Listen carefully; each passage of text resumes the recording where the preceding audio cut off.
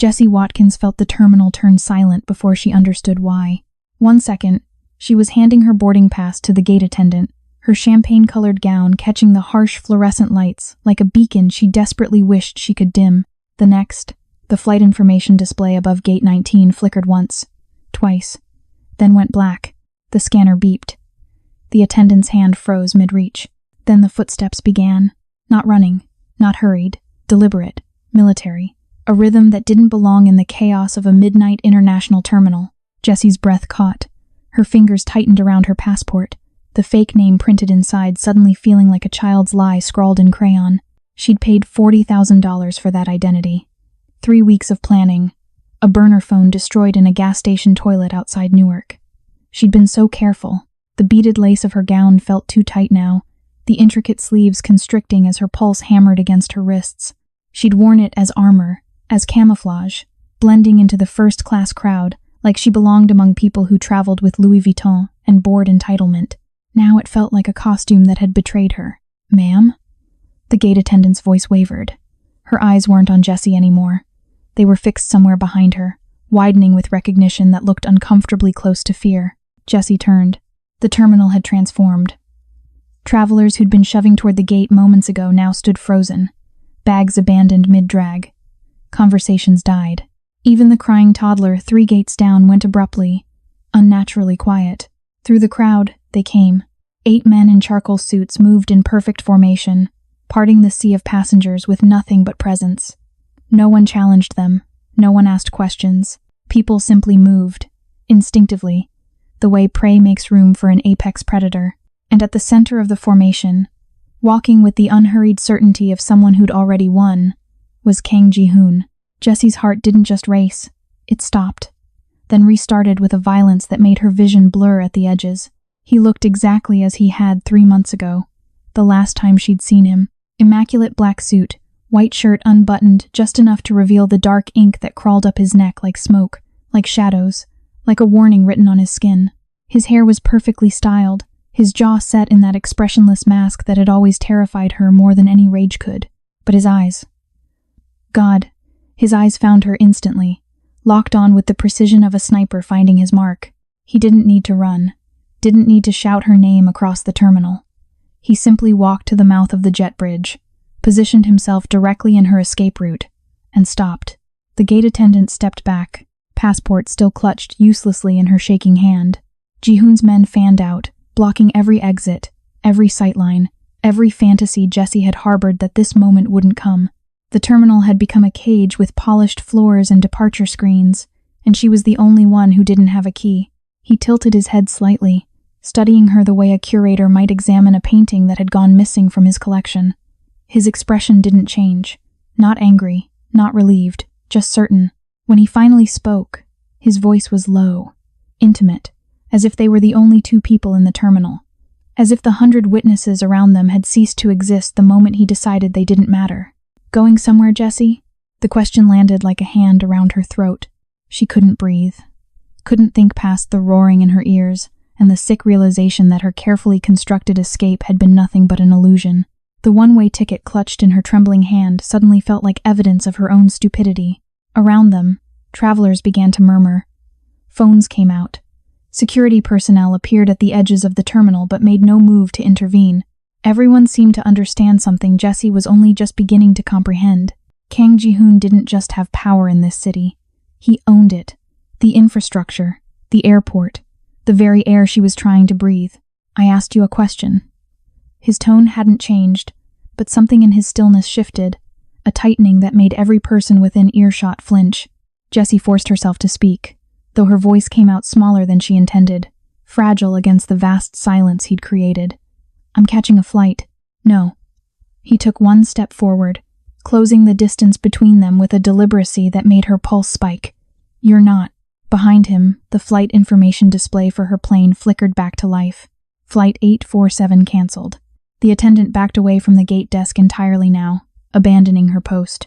Other staff members materialized from offices Jessie hadn't noticed, all moving with the choreographed efficiency of people who knew exactly who they were dealing with and wanted no part of the confrontation. Ji-hoon stopped 3 feet from her, close enough that she could see the fine fabric of his suit, the crisp lines, the way his presence seemed to devour all the space around her.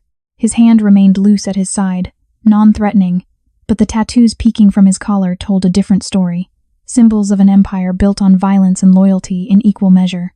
"You look beautiful tonight." His gaze traveled slowly down her gown, taking in every bead, every deliberate choice she'd made in constructing this disguise. When his eyes returned to hers, there was something darker in them now, something that made her skin prickle with unwanted awareness. "But you always did know how to make an impression." "Hon, 3 months, Jessie." He spoke over her, voice still quiet, still controlled, but edged now with something sharper. "You disappeared for 3 months. Do you know what that did?" She wanted to run. Every instinct screamed at her to bolt, to try for one of the blocked exits, to scream for help that wouldn't come. But his men had positioned themselves with military precision, and more importantly, her legs felt rooted to the polished floor. "I needed space," she whispered. "Space." He repeated the word like he was tasting it, testing its validity. Then, without warning, his hand moved. Not violent, not fast, just inevitable. His palm settled against the small of her back, heavy and certain, exactly where the intricate lace of her gown met bare skin. The touch sent a shock through her system, equal parts terror and something she refused to name. "You don't run from me," Ji-hoon murmured, leaning in so close his breath brushed her ear, his voice dropping to a register meant only for her. "You never did. Because you know, Jessie. Deep down, you've always known." "Known what?" The question came out barely audible. His hand pressed firmer against her spine, drawing her infinitesimally closer, until the expensive fabric of his suit jacket brushed against the beading of her gown, until she could feel the coiled strength beneath his perfectly tailored exterior. "That there is nowhere in this world I won't find you." His lips curved, not quite a smile, something darker and more absolute. "That you're not running from me. You're running from the fact that you were never meant to leave." The terminal lights seemed to flicker, or maybe that was just her vision blurring, her carefully constructed walls cracking under the weight of his proximity, his certainty, his complete and utter control of this moment. "I bought a ticket," she said weakly, holding up the boarding pass like it meant something. Ji-hoon plucked it from her fingers with his free hand, barely glancing at the destination, before letting it flutter to the floor between them. "I shut down Terminal 4, he said simply. "Every international departure, every private charter. The control tower has standing orders." His thumb moved in a slow, deliberate circle against her back, the possessive gesture at odds with his clinical tone. "You want to fly somewhere tonight, Jessie? You'll do it on my plane, with me, where I can see you." She should fight, should protest, should summon the same fierce independence that had driven her to flee in the first place. Instead, trapped in the circle of his arm, surrounded by the evidence of his absolute power, Jessie felt something inside her fracture. Not break, shift, realign, because standing in Gate 19, dressed in a gown that cost more than most people's rent, facing down the most dangerous man she'd ever known, Jessie Watkins realized the truth she'd been running from all along. Her escape had never been real. Ji-hoon had been watching, waiting, letting her run just far enough to prove his point. She wasn't going anywhere. Not tonight. Maybe not ever. And the most terrifying part? The small, electric spark in her chest that whispered she'd known it all along. Like, subscribe, and turn on notifications so you don't miss the next video. Share it, and let me know in the comments where you're watching from. Ji-hoon didn't drag her. That would have been crude, beneath him. Instead, he simply kept his hand at the small of her back and guided her away from Gate 19 like they were leaving a restaurant after a pleasant dinner. The terminal remained frozen in that unnatural stillness. Every passenger a statue, every staff member a witness, who would later swear they'd seen nothing at all. "Walk," Ji-hoon said quietly. Not a command. A statement of fact about what she would do next. Jessie's legs moved. She told herself it was strategy, self-preservation, choosing her battles. The truth was simpler and more devastating. When Kang Ji-hoon touched her, her body obeyed before her mind could protest. They moved through Terminal 4 like a procession. His men maintained their formation, a moving perimeter that pushed travelers aside without a single word spoken. Jessie caught glimpses of faces as they passed: shock, recognition, fear, the particular pallor of people who'd just realized they were witnessing something they shouldn't. At the security checkpoint, TSA agents stepped away from their stations. One of them, a woman with 20 years of federal service written in the set of her shoulders, actually nodded respectfully to Ji-hoon. He owned them. All of them. The realization settled over Jesse like ice water. This wasn't just influence or money. This was infrastructure-level control, the kind that meant he'd been embedding himself into the city's skeleton long before she'd ever thought to run. They descended an escalator to the ground level. Through the windows, Jesse could see the tarmac, planes lined up like toys. The night was clear, the runway lights stretching into infinity, mocking her with all the places she would never reach. Where are we going? Her voice sounded strange to her own ears, too calm, like her body had already accepted what her mind refused to acknowledge. Somewhere you can't leave. Ji-hoon's thumb moved against her spine, that same possessive circle that was becoming unbearably familiar. Somewhere I can see you. They reached a service door marked authorized personnel only. One of Ji-hoon's men produced a keycard not stolen. Jesse realized with sinking certainty, but issued. They'd planned this, prepared for it, maybe for months. The door opened onto a private corridor she'd never known existed. All concrete and fluorescent lighting, the hidden arteries of the airport that passengers never saw. At the end waited an elevator with brushed steel doors. Ji-hoon guided her inside. His men didn't follow. The doors closed, sealing them in a space barely large enough for two people, and suddenly his proximity became suffocating. He pressed a button. The elevator descended. "You can't just kidnap me," Jessie said, finally finding her voice, the absurdity of the statement hitting her even as she spoke it. People saw me escort my partner to a private car." Ji-hoon's expression remained unchanged, carved from marble. "You were tired, overwhelmed. I was concerned for your well-being, your partner." She laughed, sharp and bitter. "Is that what you're calling this? That's what you've always been." He turned to face her fully now, and in the confined space, his size became overwhelming. "The only one who didn't know it was you." The elevator opened onto an underground parking structure, and there, gleaming under stark LED lights, was a black Mercedes with windows too dark to be legal and a license plate that was just numbers, no letters, the kind reserved for government officials or people who operated above those constraints. Ji-hoon opened the rear door himself, a gesture of false civility that made Jesse's skin crawl. "Get in. What if I scream? Then you'll discover how many security cameras I control." His voice remained pleasant, almost gentle, which somehow made it worse. And how thoroughly footage can disappear. She got in the car. The interior smelled of leather and something else. Something expensive and masculine that she recognized as distinctly him. Ji-hoon slid in beside her, close enough that their legs touched, and rapped twice on the privacy partition. The car began to move, gliding up a ramp toward street level with mechanical precision. Through the tinted windows, Jessie watched the airport recede, her last chance at freedom, dissolving into the rear-view mirror. "Take off your shoes," Ji-hoon said. She blinked. "What?" "Your shoes. Take them off." His tone was mild, but there was steel beneath it. Jessie looked down at her champagne-colored heels, 4-inch stilettos she'd chosen because they made her feel powerful, in control. Now they just seemed fragile. "Why?" "Because I'm not interested in you trying to run in the first 30 seconds. He shifted, pulling something from his jacket pocket. Her phone, she realized with a jolt of recognition. The burner she'd thought was safely destroyed. "Also, I want you comfortable. We have a long night ahead." The casual intimacy of that statement made her stomach flip.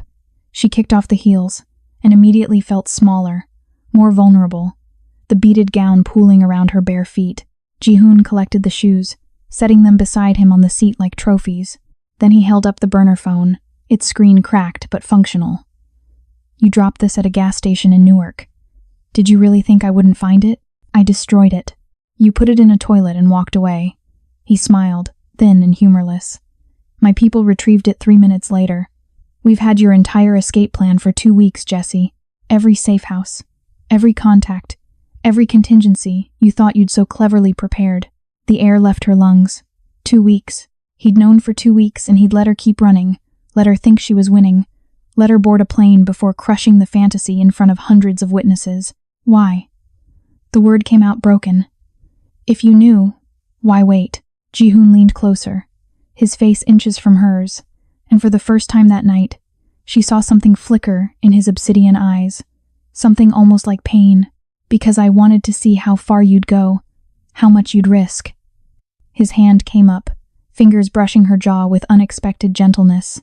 And because you needed to understand that there is nowhere you can hide that I won't find you, no identity you can buy that I won't see through, no distance you can put between us that matters. The car climbed into the city proper, towers of glass and steel rising around them like monuments to Ji-hoon's empire. Jessie recognized the neighborhood, the financial district, where penthouses cost more than small countries and privacy was the ultimate luxury. They pulled into an underground garage beneath a building Jessie recognized from magazines, the Azure, the city's most exclusive residential tower, where units started at 20 million and required board approval that took years to secure. Unless you owned the building. Ji-hoon exited first, then extended his hand. Jessie stared at it, at the choice he was pretending to offer, before placing her palm in his. His fingers closed around hers, warm and certain, and he pulled her out onto cold concrete. "You're barefoot," he observed, as if this had only just occurred to him. Before she could respond, he bent and lifted her, one arm beneath her knees, the other behind her back, sweeping her up with the effortless strength of someone who'd done this before, or had always planned to. "Put me down," Jessie hissed, even as her traitorous body went rigid in his arms. "No." He walked toward a private elevator at the rear of the garage, one with a biometric scanner instead of buttons. "You'll cut your feet, and I'm not interested in explaining to my housekeeper why there's blood on the marble." The scanner read his palm. The elevator opened immediately, its interior all mirrors and dark wood, designed to remind occupants of their own wealth. Ji-hoon stepped inside, still holding her, and the doors whispered shut. They rose. 40 floors. 50. 60. The penthouse, of course. Where else would a man like him keep his most valuable possessions? When the elevator opened, Jessie forgot to breathe. The penthouse was a world of glass. Floor-to-ceiling windows wrapped the entire space, offering 360-degree views of the city below. The lights glittered like stars brought down to earth, beautiful and cold and impossibly distant. The interior was minimalist, to the point of asceticism, charcoal furniture, white marble floors. Art that probably cost more than she'd make in a lifetime. Everything sharp angles and clean lines, and the particular sterility of spaces designed to project power rather than warmth. Ji-hoon set her down gently in the center of the living room, on a plush rug that was probably hand-woven by monks in Tibet. Her bare feet sank into the fibers. "Welcome home, Jessie." The words landed like a sentence. She turned slowly, taking in the space, her designer's eye cataloging details even as panic clawed at her throat. Custom millwork, smart glass that tinted automatically, security cameras hidden in the crown molding, doors that probably locked from the outside. "This isn't my home. It is now." Ji-hoon shrugged off his jacket, draping it over the back of a chair with the casual ease of a man in his own domain. The movement made his shoulder holster visible, black leather against white shirt, a reminder that his power wasn't just financial. "Your apartment has been cleared out. Your belongings are in the guest suite. Your mail will be forwarded here." "You can't." She stopped, because obviously he could. He'd shut down an airport terminal. Moving her possessions was nothing. "This is insane. This is necessary." He moved to the bar cart, poured 2 glasses of something amber and expensive without asking if she wanted one. When he turned back, his expression had softened fractionally, though his eyes remained unreadable. "You tried to leave, Jessie. You tried to vanish. That tells me you either don't understand the danger you're in, or you do and you're running from the wrong threat. The danger I'm in? You're the danger." He crossed the space between them, handed her a glass she didn't want, kept one for himself. "No, I'm the shield. I've always been the shield. You just never bothered to notice who I was shielding you from." The words hung in the air, heavy with implications Jessie wasn't ready to unpack. She looked down at the amber liquid, watching it catch the light. "I don't want a shield. I want my life back." "Your life." Ji-hoon took a sip, his gaze never leaving hers. "The one where you live alone in a 2-bedroom apartment with locks that any competent criminal could bypass. Where you walk home from work at midnight because you think the well-lit streets are safe. Where you trust your doorman to screen visitors and never wonder who's paying him to look the other way." Each word hit like a physical blow because he was right and she hated that he was right. "You had people watching me. I've had people watching you since you were 16 years old." He said it without apology, without shame, as if surveillance were just another form of care. "Since the night you snuck out of your parents' house and walked through the warehouse district because you thought rebellion meant taking stupid risks." Jessie's mind stuttered. 16. She'd been 16 that night, angry at her father, desperate to prove she wasn't just another sheltered rich girl. She'd walked for miles through neighborhoods her friends wouldn't dare enter. And when she'd finally realized she was lost, a black car had pulled up beside her. A man with kind eyes had offered her a ride home, asked no questions, delivered her safely to her doorstep. "That was you," she whispered. "That was me." Jihoon moved to the window, staring out at the city spread below like a game board he'd already won. "I was 18. Stupid. Angry at my father for reasons that don't matter anymore. I saw you walking and I knew you were going to get hurt if someone didn't intervene." He turned back to her, and for the first time that night, his mask cracked. Just a hairline fracture, but enough. "So I followed you, made sure you got home. And then I kept following. Not because I wanted to, because I couldn't stop." The confession hung between them, impossible and terrifying and undeniably true. Jessie wanted to call him a stalker, a monster, every name that would make this simple. But the memory of that night was too vivid, the relief she'd felt, the strange safety she'd experienced in that car with a stranger who'd asked for nothing in return. 10 years, she said numbly. "You've been watching me for 10 years. Protecting you for 10 years, he corrected. "There's a difference." "Is there?" She laughed, the sound edged with hysteria. "You've been invading my privacy, controlling my life without my knowledge, and now you've kidnapped me, and you want me to thank you for it? I want you to understand that the world you think you live in doesn't exist." Jihoon's voice hardened. "I want you to grasp that without me, you would have died 3 times in the last 18 months. The car that ran the red light while you were crossing 5th Avenue? I had the driver arrested before he could try again. The client who kept asking for late-night meetings in his hotel suite? He's currently serving 15 years for what he did to the last woman who said yes. The gas leak in your building last March? That wasn't a leak. That was an assassination attempt on the financier, who lives 2 floors below you. And you would have been collateral damage if my people hadn't shut down the building." Each revelation landed like a hammer blow. Jessie remembered the car, the client, the evacuation. She'd thought they were coincidences, bad luck, the normal chaos of city living. "Who?" Her voice was barely audible. "Who wants me dead? Anyone who thinks you're a vulnerability they can exploit." He set down his glass with deliberate care. "Anyone who knows that if they hurt you, they hurt me. And hurting me is currently very profitable for certain parties interested in disrupting my operations. I didn't ask to be your weakness. You didn't have to ask. You just are." The admission seemed to cost him something. "And now that my enemies know it, your options have narrowed considerably. You can stay here, where I can protect you, or you can leave and be dead within 48 hours. Those are your choices, Jessie. I'm sorry they aren't better." She wanted to call him a liar, wanted to believe this was manipulation, control, dressed up as concern. But the evidence was too solid, his certainty too absolute. He wasn't bluffing. The glass felt heavy in her hand. She set it down on the coffee table, the clink of crystal on marble unnaturally loud in the vast space. "You should have told me. Years ago. You should have given me a choice. Would you have believed me?" Jihoon asked. "If I'd approached you 3 years ago and said, 'I've been watching you since you were a teenager, and now criminal organizations want to use you against me,' would you have done anything except run?" The answer was obvious. She would have run, probably filed a restraining order, definitely changed her number and moved apartments, which meant she'd be dead now. The thought settled like lead in her stomach. Jessie sank onto the couch, the beaded gown that had felt like armor now just feeling heavy, constricting. She wanted out of it, out of this night, out of the increasingly narrow box her life had become. "I had a business," she said quietly, more to herself than to him. "I had clients, contracts, a reputation. What happens to all of that now?" "Your business is gone." Jihoon's tone was matter-of-fact, neither cruel nor apologetic. "I couldn't save it. My enemies got there first." She looked up sharply. "What?" He moved to a tablet on the side table, tapped it once, then handed it to her. The screen showed an email chain her clients, every single one, all backing out of their contracts, citing concerns about her stability, her recent erratic behavior, her inability to meet deadlines.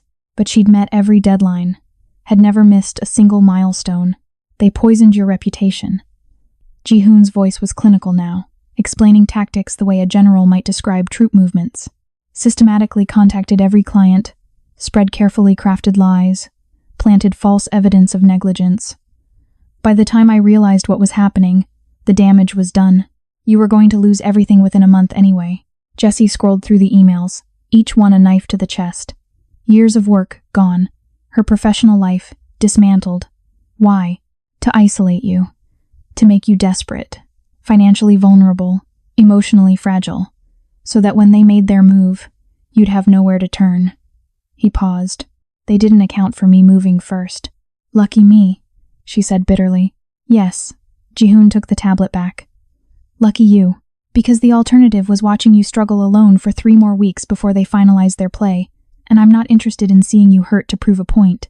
The caring in his voice felt wrong, intrusive, like affection from a stranger. But he wasn't a stranger, was he? He'd been there, in the shadows, for a decade, watching, waiting, protecting, obsessing. I need air, Jessie said abruptly, standing. The penthouse felt too small despite its size, the walls closing in, even though they were made of glass.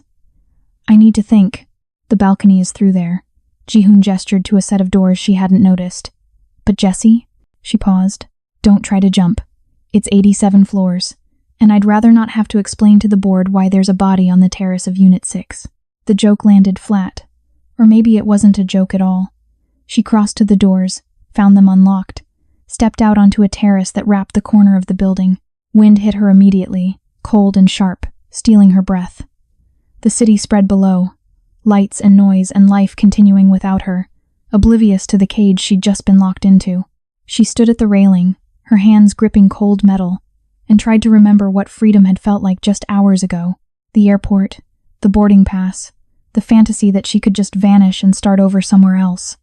It seemed childish now, a stupid dream that had never been real to begin with. Behind her, the glass doors opened. Jihoon's footsteps were soft on the terrace. He didn't speak, just stood beside her, his presence a weight she was beginning to recognize would never fully leave.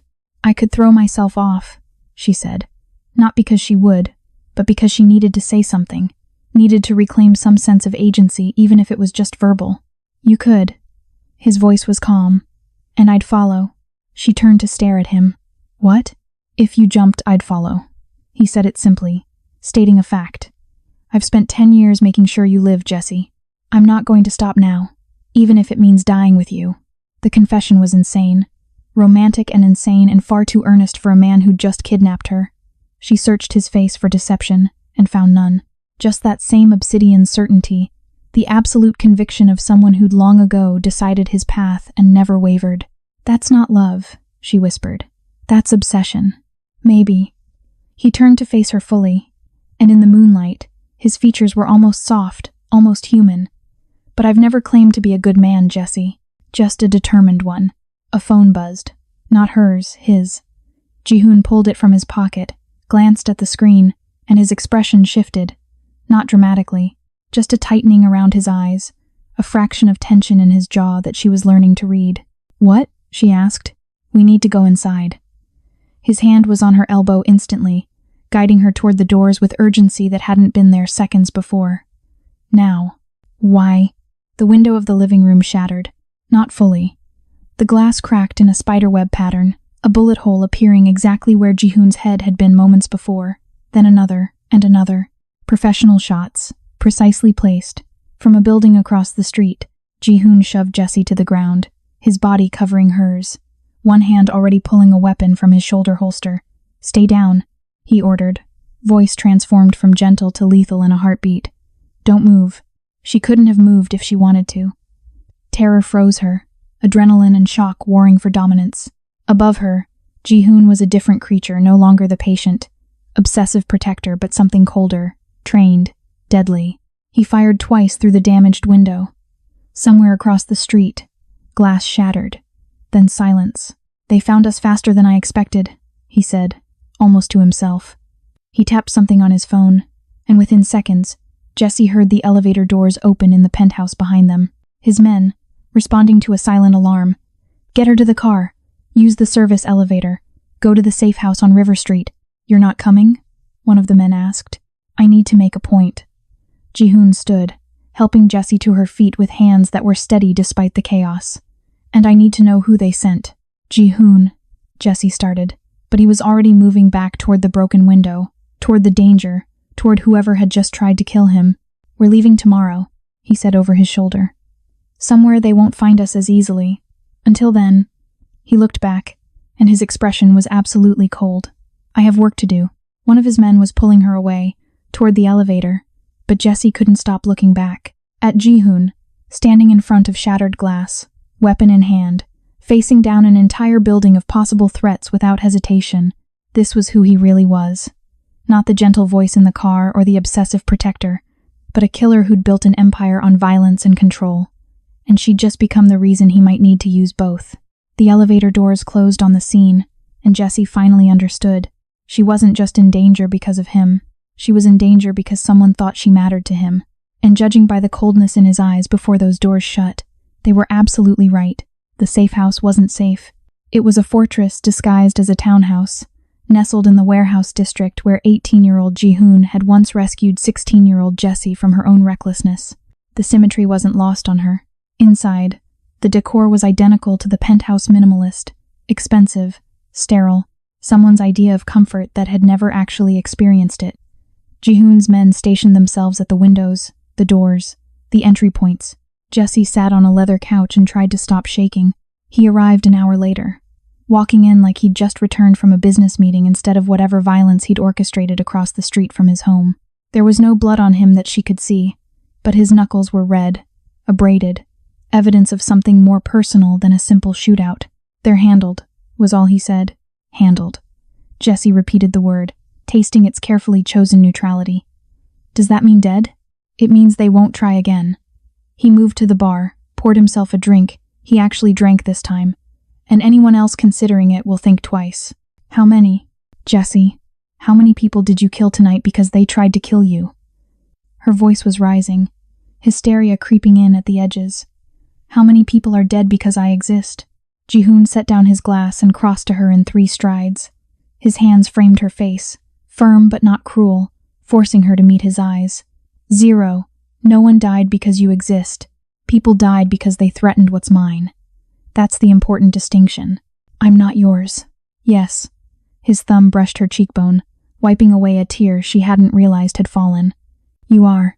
You've been mine since you were 16 and stupid, and I decided your life mattered more than my anonymity. You just didn't know it until tonight." The certainty in his voice should have been terrifying. Instead, trapped in this safe house that was really just another cage, with gunfire still ringing in her memory and her entire life dismantled around her, Jessie felt something shift. Not acceptance. Not quite. But a recognition that fighting Ji-hoon was less dangerous than whatever else was hunting her in the dark. "What happens now?" she asked quietly. "Now?"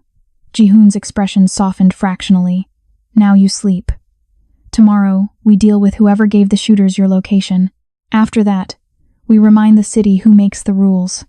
He paused, his hand still cradling her face. "And somewhere in there, you stop running. Because whether you like it or not, Jessie, we're in this together now. The only question is whether you spend the rest of it fighting me or fighting with me." She closed her eyes, exhausted, overwhelmed, trapped. "Alive. I don't know how to fight with you," she admitted. "Lucky for you," Ji-hoon murmured. "I'm a very patient teacher." 3 days later, Jessie found herself in a private dining room overlooking the river, dressed in couture that wasn't hers but fit perfectly anyway, seated across from men whose names she recognized from international news. This was Ji-hoon's world power brokers and money launderers, and people who shaped policy from the shadows. Negotiations, Ji-hoon had called this dinner. Jessie was beginning to understand that in his vocabulary, negotiation meant demonstration of power. The men across the table kept glancing at her, curiosity and assessment in their eyes. Ji-hoon's hand rested on her thigh beneath the table, possessive and proprietary, a silent claim that every person in the room understood. "Your reputation precedes you, Miss Watkins," one of them said, a silver-haired American with too many teeth in his smile. "I understand you're quite the designer." "Was," Jessie corrected before she could stop herself. "Apparently my reputation's been ruined. Unfortunate." The man's smile didn't reach his eyes. "Competition can be so destructive." Something cold slithered through her stomach. Competition. The word choice was too deliberate, too knowing. Ji-hoon's hand tightened on her thigh. A warning or a reassurance. She couldn't tell which. "Jessie's reputation is being rebuilt," he said smoothly. with better security, more selective clients. Of course. The American took a sip of wine. Though I have to say, Mr. Kang, mixing business with pleasure rarely ends well. Perhaps your little acquisition has made you vulnerable. The word hung in the air like a thrown blade. Ji-hoon smiled. It was the most terrifying thing Jessie had seen yet. All teeth and no warmth. A predator acknowledging a challenge. Vulnerable, he repeated. Interesting word choice. Then several things happened at once. The lights cut out. Emergency lighting kicked in, bathing everything in red. Ji-hoon was already moving, pulling Jessie down and away from the table as gunfire erupted from the kitchen. Not at them. At the Americans. Jessie hit the floor hard, her dress tearing. Ji-hoon's body covering hers again, one hand on the back of her head pressing her face into the carpet. Above her, she heard more gunfire, shouts, the wet sound of bullets hitting flesh. Then silence. Ji-hoon's breath was steady against her ear. "Don't move," he whispered. "Not yet." She heard footsteps. Careful. Measured. Someone checking bodies. Then Ji-hoon's voice, cold and level. "Tell your employer that was his only warning. Next time, I won't be as surgical." "You killed them all," a voice responded, young and frightened. "No. I left 2 alive. They'll deliver my message." A pause. "You're one of them. Consider that carefully on your drive back." More footsteps. The sound of someone running. The back door opening and closing. Only then did Ji-hoon move, lifting himself off Jessie and helping her to her feet. The dining room was carnage. 4 men lay dead, throats slit, execution style. 2 others cowered against the wall, cable-tied and gagged, terror in their eyes. And Ji-hoon stood in the center of it all, not a drop of blood on his suit, looking at Jessie with something almost like apology. "I told you," he said quietly. "I'm the shield. This is what that looks like."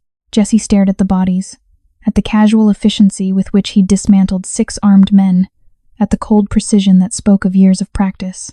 "They were trying to kill you," she said numbly. "They were trying to take you." He reached out, wiped a smudge of dirt from her cheek. The killing was just going to be a bonus. Something crystallized in that moment. A understanding that perhaps should have horrified her but instead felt almost like relief. Ji-hoon was a monster. But he was her monster. And in this world of competing predators, having the deadliest one on her side was starting to feel less like captivity and more like survival. "Teach me," she heard herself say. Ji-hoon's eyebrows rose fractionally. "Teach you what?" "How to fight back." She looked at the bodies again, then back at him. "If I'm going to live in your world, I'm not doing it as a prisoner. I'm doing it as a partner. A real one. Which means I need to know how to defend myself." For the first time since she'd met him, Kang Ji-hoon smiled. Not that terrifying predator smile. Something genuine, almost proud. "Okay, Jessie." He extended his hand. "Let's begin." The training began the next morning in a private gym beneath the safe house. Ji-hoon moved around her like water, correcting her stance, teaching her where to strike, how to read a threat before it materialized. His hands were clinical, professional, but every touch reminded Jessie of the paradox she was living, learning violence from the man who'd spent a decade ensuring she never had to use it. "Again," he said, and she threw another punch at the bag, feeling the satisfying impact vibrate up her arm. But it wasn't the self-defense lessons that stayed with her. It was what came after, when Ji-hoon led her to his office, a room she hadn't seen before. All dark wood and surveillance monitors, the nerve center of his empire. He sat behind the desk and gestured for her to take the chair across from him. Between them, he placed a file. Thick, well-worn, the kind of dossier that spoke of years of accumulated information. "Before you commit to this," Ji-hoon said, his voice carrying a weight she hadn't heard before, "you need to understand what partnership with me actually means. Not the fantasy version where I protect you and you stay innocent. The real version." Jessie's throat tightened. "What's in the file?" "Evidence." He slid it across the desk. "Of what happens to people who touch what belongs to me." She opened it with trembling fingers. The first page was a photograph. A man, middle-aged, expensive suit, dead eyes, staring at nothing. The next page detailed his crimes. Embezzlement, yes, but also something else. An attempt to leverage information about Ji-hoon's companion to a rival organization. That companion had been a woman Ji-hoon had dated briefly 5 years ago. The man had threatened to kidnap her. The next pages showed what Ji-hoon had done in response. It wasn't quick. It wasn't clean. It was methodical, brutal, designed to send a message that echoed through the underworld for years. The man's entire organization had been dismantled, his family's assets seized, his reputation destroyed before he was finally allowed to die. "Keep reading," Ji-hoon said quietly. She did. Page after page of similar stories. Associates who'd betrayed him, rivals who'd threatened his people, competitors who'd made the mistake of thinking his protectiveness was weakness. Each one met with escalating brutality, each punishment tailored to make sure no one ever tried again. "This is who I am, Jesse." His hands were flat on the desk, steady and certain. "Not the man who held you in the airport or taught you self-defense this morning. This, the one who will burn entire organizations to ash if they so much as look at you wrong. The one who has killed 19 people with his own hands and ordered the deaths of hundreds more." She looked up from the file, searching his face for remorse, and finding only that same obsidian certainty. "You're trying to scare me. I'm trying to be honest with you." He leaned forward. "If you stay, if you choose this partnership, you become complicit in everything I do. Every deal, every threat, every body that ends up in the river because they crossed a line. You don't get to keep your hands clean and stand beside me. That's not how this works. And if I can't live with that," something flickered in his eyes. "Pain, maybe, or the closest approximation a man like him could manage. "Then, I give you a choice I've never given anyone before." He pulled out another file, thinner than the first. Inside was a new passport, a bank account number with enough money to live comfortably for the rest of her life, and a plane ticket to New Zealand dated for tomorrow. "A clean exit," Ji-hoon said. "No strings, no surveillance. I'll make sure my enemies think you're dead. You'll be free to start over, completely and truly, with no ties to this world or to me." Jessie stared at the passport. Her face, a new name, Eleanor Hartley, a fresh start, everything she'd wanted when she'd tried to escape to that remote island. "Why?" The word came out broken. "If you've been obsessed with me for 10 years, why would you let me go now?" "Because I spent a decade protecting you without your consent." His jaw tightened. "And I'd rather lose you and know you're safe than keep you here and watch you become something you hate. You deserve a choice, Jessie. A real one, not the illusion I've been giving you." She picked up the passport, felt its weight. Freedom, safety, anonymity, everything a sane person would choose. "How long do I have to decide?" 24 hours. Ji-hoon stood, moved to the window, his back to her. "After that, the offer expires. Not because I'm cruel, but because keeping that exit route open becomes too dangerous for both of us." Jessie sat in that office for 3 hours after he left, staring at the two files. The cautionary tale of his brutality, the promise of her escape, two futures, incompatible and absolute. She thought about the past 10 days, the terror of being claimed at the airport, the suffocation of the penthouse cage, the violence at the dinner, casual and efficient. But she also thought about the shooter targeting her, the systematic destruction of her professional life, the enemies circling like sharks who saw her as nothing but leverage. Ji-hoon was a monster. But he was the only monster who'd ever put her survival above his own interests. That night, she found him on the rooftop of the safe house, staring at the city the way he always seemed to, like a conqueror surveying his territory. The wind was brutal at this height, but he stood motionless, lost in thought. "I read the whole file," Jessie said, stepping beside him. "Every page, every crime, every body. And I understand now." She gripped the railing, her knuckles white. "You weren't exaggerating. You're not a good man playing at being dangerous. You're actually dangerous. And you've been pretending to be softer than you are for my benefit." "Yes, those men at the dinner, the ones you killed, they were there because of me, weren't they? They wanted to prove that protecting me made you vulnerable. They wanted to take you and use you as leverage to dismantle my operations." Ji-hoon's voice was flat, factual. "They miscalculated how far I would go to prevent that. You murdered 4 people. I executed 4 people who were planning to torture you for information and then kill you anyway once they had what they wanted." He finally looked at her. "I won't apologize for that. I won't apologize for any of it. I'm not asking you to." Jessie pulled the Eleanor Hartley passport from her jacket pocket and held it up. "But I need you to answer one question honestly. If I take this exit, if I disappear to New Zealand and never look back, will your enemies really believe I'm dead? Or will they keep searching, just in case?" The pause before he answered told her everything. "Some will believe it, some won't.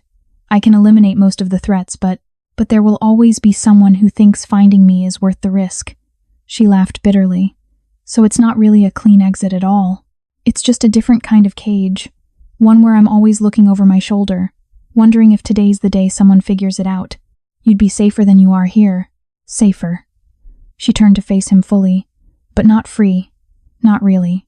Because even in New Zealand, even with a new name and a new life, I'd still be defined by you. By what I was running from. I'd never be Eleanor Hartley. I'd always be Jessie Watkins, the woman who escaped Kang Ji-hoon. He said nothing, but his jaw tightened. Here's what I understand now, Jessie continued, her voice growing stronger. You gave me this choice because you thought it was the right thing to do. But the truth is, there is no right choice. There's staying with you and becoming complicit in your world, or leaving you and spending the rest of my life half alive, waiting for the past to catch up with me. She tore the passport in half. So I'm making a third choice. Ji-hoon's eyes widened fractionally, the most surprise she'd ever seen from him. Jessie, I'm staying. Not as your prisoner or your protected asset or your guilty conscience. I'm staying as your partner, your actual partner, which means I want full transparency, full involvement, and full respect. You don't make decisions about my safety without consulting me. You don't handle threats in the shadows and expect me to stay ignorant. You bring me into your world completely, or this doesn't work. For a long moment, he just stared at her. Then, slowly, something transformed in his expression. Not softness, but recognition. Respect. You understand what you're agreeing to? I understand I'm agreeing to become a different person than I was. She stepped closer. I understand that I'm choosing a life where violence is currency and power is survival. I understand that people will die because of choices we make. And I understand that leaving you now means dying slowly in New Zealand or dying quickly here. At least this way, I die on my feet. Ji-hoon reached out, cupped her face with both hands, his touch reverent. You're sure? I'm terrified, she admitted. But yes, I'm sure. He kissed her then, fierce and claiming. And Jessie kissed him back with equal intensity, sealing a pact that was part partnership, part surrender, part revolution. When they broke apart, Ji-hoon's expression had shifted into something sharper, more calculating. Then we have work to do. Because the people who destroyed your career, who tried to use you as bait, who've been circling us both, they don't know yet that you've chosen to stay. Which gives us an advantage. What kind of advantage? The kind where we let them think they've won. His smile was predatory. And then we demonstrate exactly what happens when you underestimate us. The trap was simple in concept, brutal in execution.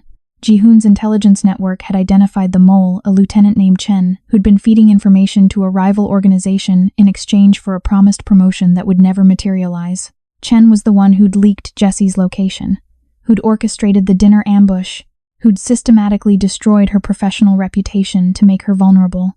He thinks he's going to be rewarded, Ji-hoon explained, laying out photographs in his office. His handlers have promised him control of the shipping operations once I'm removed. He's been told that taking you is the final step. So we give me to him, Jessie said, understanding the shape of the plan. We make him think he's taking you. Ji-hoon's finger tapped a location on the map. The private hangar at Terminal 4. The same place you tried to escape. We let him think you're making another run for it, that you've stolen resources from me and chartered a plane. He'll move to intercept, to capture you before you can flee.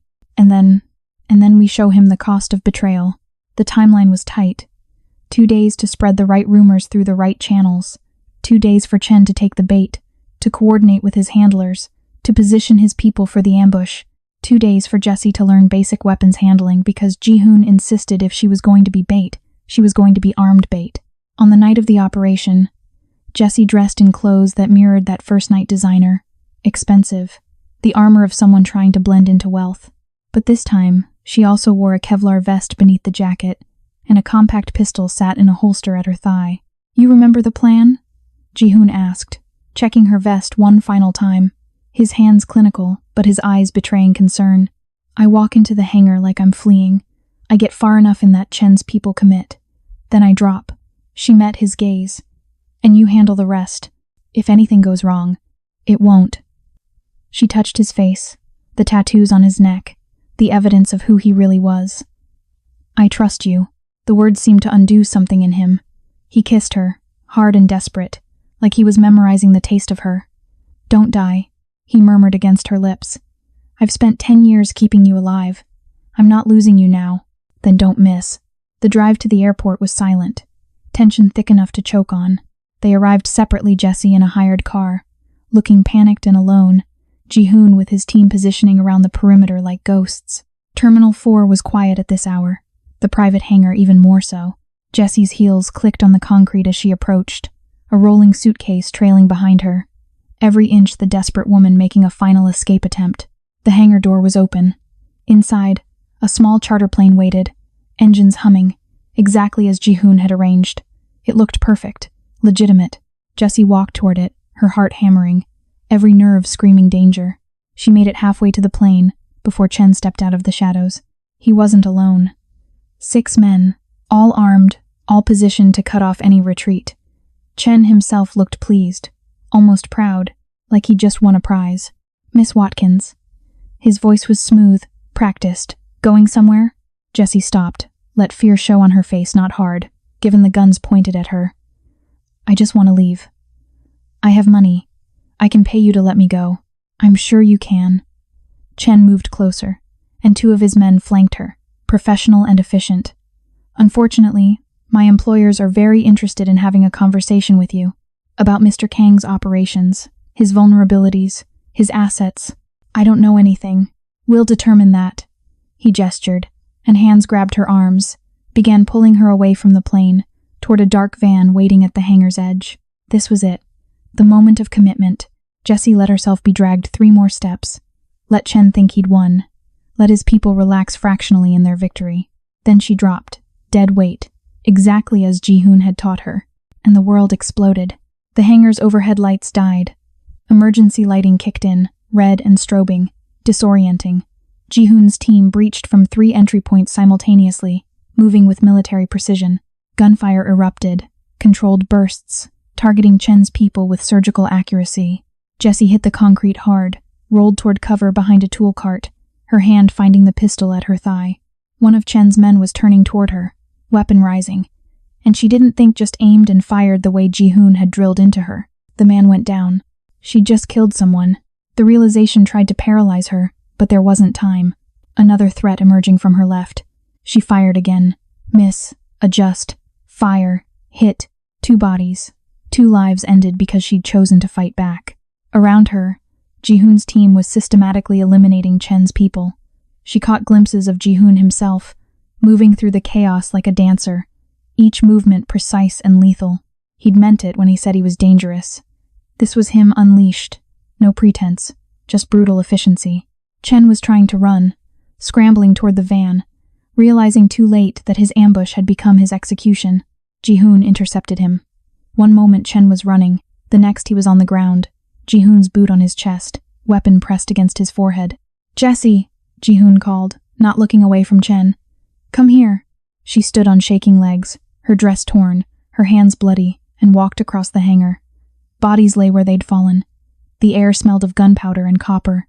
She'd entered this space as bait. She was leaving it as something else entirely. "This is Chen," Ji-hoon said conversationally, like they were being introduced at a party. "The man who destroyed your business, who leaked your location, who just tried to kidnap and kill you." He looked up at her. "This is your choice, Jessie. I can handle him or you can. Partner." The word hung in the air, weighted with meaning. This was the test, the line she either crossed or didn't. Jessie looked down at Chen, at the fear in his eyes, at the man who'd systematically dismantled her life because she was leverage, because she mattered to someone he wanted to hurt. She held out her hand. Ji-hoon passed her his weapon. The gun was heavy. Heavier than the compact pistol at her thigh. Heavier with implication and consequence, and the irrevocable nature of what she was about to do. "Wait," Chen gasped. "Please. I was just following orders. They said I was weak," Jessie finished, her voice steady despite the trembling in her hands. "They said I was a vulnerability, that I'd make Ji-hoon careless." She chambered around. "They were wrong." She pulled the trigger. The sound echoed through the hangar, final and absolute. Chen's body went still, and Jessie Watkins, the designer who'd once thought she could escape this world, crossed a line that could never be uncrossed. She handed the weapon back to Ji-hoon, her hands surprisingly steady. I want to see his handlers, all of them. I want to know who orchestrated this. Ji-hoon's expression transformed. Pride, dark and absolute. We have 3 of them in custody. They're waiting for interrogation. Not interrogation. Jessie's voice was cold, unfamiliar even to herself. A message. You said, I'm your partner. That means they need to understand that threatening me has consequences. The same consequences as threatening you. For a long moment, Ji-hoon just looked at her. Then he smiled. That predator's smile she'd once found terrifying and now found oddly fitting. Welcome to the Empire, Jessie. Let's go introduce you properly. The next 48 hours were a masterclass in power dynamics. The handlers were presented with evidence of their operation's failure, shown the bodies of their assets, given a choice between exile and death. 2 chose exile. 1 chose defiance. Jessie watched Ji-hoon handle that third one with clinical efficiency and felt nothing. No horror, no guilt, just cold recognition that in this world, weakness was death and mercy was a luxury neither of them could afford. By the time they returned to the penthouse, the real one, not the safe house, something fundamental had shifted between them. They weren't captor and captive. They were partners in the truest, most dangerous sense. Are you okay? Ji-hoon asked that night, as they stood at the floor-to-ceiling windows overlooking the city. Jessie considered the question. Was she okay? She'd killed 3 people, ordered the execution of a 4th, crossed lines she'd never imagined she was capable of crossing. I'm different, she said finally. I can feel it, like something in me broke and reformed wrong. Or maybe right. I don't know anymore. That's normal. His arm wrapped around her waist, pulling her against him. The first kills always change you. But you're still you, Jessie. Just a version of yourself that knows how to survive. Is that what you tell yourself? She looked up at him. That all the violence, all the death, is just survival? No. His expression was honest, unflinching. I tell myself that I built an empire on the bones of people who would have built it on mine if I'd hesitated, and that the only thing that matters is making sure the people I love survive to see tomorrow. He touched her face. Now that includes you. I love you, would have been the conventional response. But what Jessie felt wasn't conventional love. It was darker, more complex, tangled with violence and complicity, and the recognition that they'd bound themselves together in ways that transcended romance. I choose you, she said instead. Every day. That's going to have to be enough. It is. Ji-hoon kissed her temple. It's more than enough. 6 months later, Jessie stood at the same wall of glass, but everything had changed. She wore custom suits now, instead of designer gowns, carried herself with the confidence of someone who knew exactly how dangerous she was. Her name was known in the underworld, not as Ji-hoon's weakness, but as his queen. The woman who'd executed a traitor without hesitation, who'd rebuilt her professional life on her own terms, with clients who understood that her patronage came with protection and consequences in equal measure. The city sprawled below, steady and certain, because they made it so. Ji-hoon's empire had grown, expanded into territories that had been contested, solidified alliances that had been tenuous, and Jessie had been part of it all. The negotiations, the strategies, the occasional brutal enforcement when words failed. She'd stopped counting the bodies months ago. Penny for your thoughts? Ji-hoon came up behind her, arms wrapping around her waist, chin resting on her shoulder. I was thinking about the airport, Jessie admitted. That first night. How terrified I was when you claimed me in front of everyone. Regrets? No. She turned in his arms. I was thinking about how I'd just boarded a plane to nowhere, running from a life I didn't understand, and dangers I couldn't name, and you shut down an entire terminal to stop me. She smiled. It was the most terrifying and romantic thing anyone's ever done. I'm not romantic. No, she agreed. You're obsessive, controlling, and you've murdered dozens of people to keep me safe. But in this world, in this life, that's the same thing. Ji-hoon studied her face, searching for doubt and finding none. You're really happy, not just surviving. Happy. Was she? Jessie considered the question honestly. 6 months ago, she would have said happiness meant freedom, autonomy, a quiet life where no one knew her name. Now happiness looked like standing in a penthouse fortress with a man who'd burn the world down for her, commanding an empire they'd built together on violence and will. I'm powerful, she said finally. I'm protected. I'm feared. I'm loved by someone who knows exactly who I am and has never asked me to be anything else. She kissed him. Call it whatever you want. I call it enough. Outside the window, the city glittered. Their city now, built on secrets and bodies and the absolute certainty that anyone who threatened them would learn the same lesson Chen had learned in that hangar. Some people would call them monsters. They'd be right. But monsters, Jessie had learned, survived where angels didn't.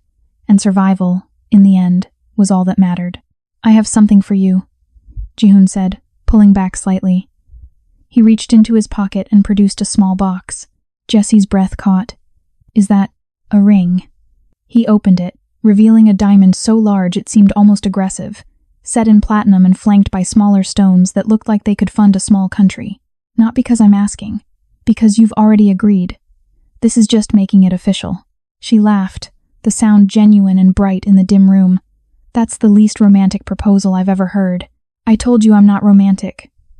But his smile was soft, real. I'm practical, and practically speaking, having you as my wife provides certain legal protections and inheritance rights that girlfriend doesn't offer. Also, his expression shifted, becoming more vulnerable than she'd ever seen it. I want everyone to know you chose this. Chose me. Chose us. Jessie held out her hand, and Ji-hoon slid the ring onto her finger. It fit perfectly, because of course it did. He'd probably known her ring size since she was 18. Mrs. Kang. She tested the name. That's going to take some getting used to. You don't have to take my name. Are you kidding? After everything we've built, I'm absolutely taking your name. I want every enemy, every rival, every person who thinks about crossing us to know exactly who they're dealing with. She held up her hand, watching the diamond catch the light. Jessie Kang. Partner, wife, queen. Ji-hoon pulled her closer, and they stood together at the window as dawn began to break over the city. Somewhere below, people were waking up to normal lives, unaware of the empire that ruled them from the shadows, unaware of the woman who'd been claimed at an airport and chosen to claim that, claiming as her own power. Thank you, Ji-hoon said quietly. For what?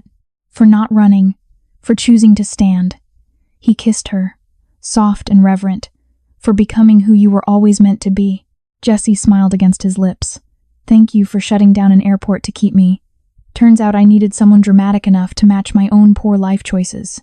They laughed, the sound bright and incongruous in the fortress they'd made of this penthouse. And as the sun rose over their city, their empire, their carefully constructed world of violence and devotion, Jessie Watkins, soon to be Jessie Kang, felt something she hadn't felt in years. Not freedom. Freedom was overrated. Certainty. Power. The absolute knowledge that she stood beside someone who would burn the world for her, and she would do the same for him. 6 months ago, she'd tried to escape. Now, standing in the cage he'd built that had somehow become a throne, Jessie couldn't imagine wanting to leave. Some women dreamed of white knights and rescue. She'd gotten a crime lord and an empire. Turned out, that was exactly what she'd needed all along.